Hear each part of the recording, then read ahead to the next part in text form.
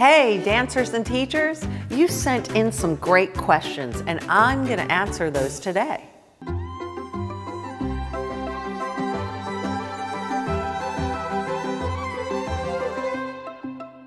So Gia asks, how do I get past a double pirouette to multiple pirouettes?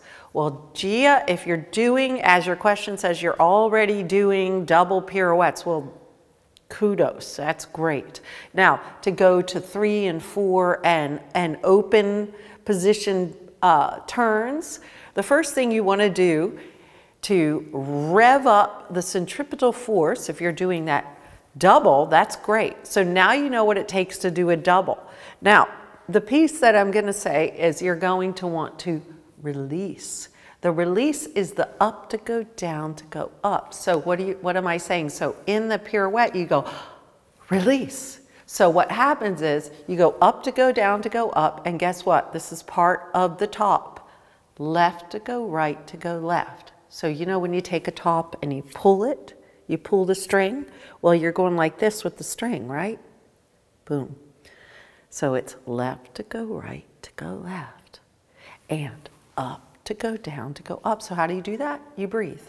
You go wind, and the winding action comes from the ribs, right? Left to go right. So up and left to go right to go left.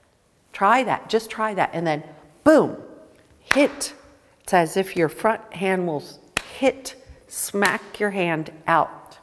So that should help because that will create the spiral.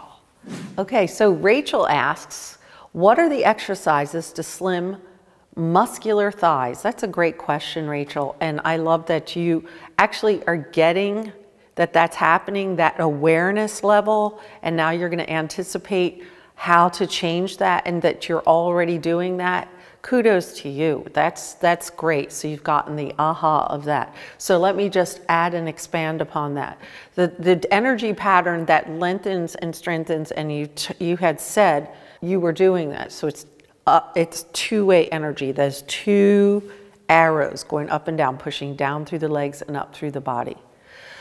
Also, when you take positions, do not pull up the thighs in first position or fifth position, because if you pull them up before you start, then you will be overusing the thigh in all positions and all exercises. The other piece is therapeutic bar. It develops the longest, strongest muscles on the ballet planet. I will say that because what happens is you're doing like a thigh stretch. The thigh stretch and therapeutic bar, right and left, right? And also the lunges and therapeutic bar and the long stretches of the Achilles also lengthen the whole front and back of the leg. So it's stretching the front and back of the body that will balance and continuously lengthen the legs and the muscles, so you'll be fabulously beautiful, Rachel. So Gabby asked, how do you reframe your mind when dancing different genres, since they have different techniques? Any tips in adapting to different dances like jazz or contemporary? When you walk into a jazz class, it's a different feeling. Ballet is more of an up and elegant feeling, where jazz is a little more grounded. You're feeling a lower center of gravity. Your legs are plying more. You're in a whole nother level in your body. Contemporary is a little more organic and freeing. You really can't have ballet feelings in contemporary dance. You just have to let it go, and it's all about the music and how that vibrates in your body at different levels in your body. All the principles that go into this are the neutral state and the centripetal force and the balance point. All of those principles that I've talked about in many videos all go into that. The technique is something different, but the core energy patterns are all the same. I hope that helped you. If you're new to the channel, please subscribe and put your comments below, and I'll see you next time.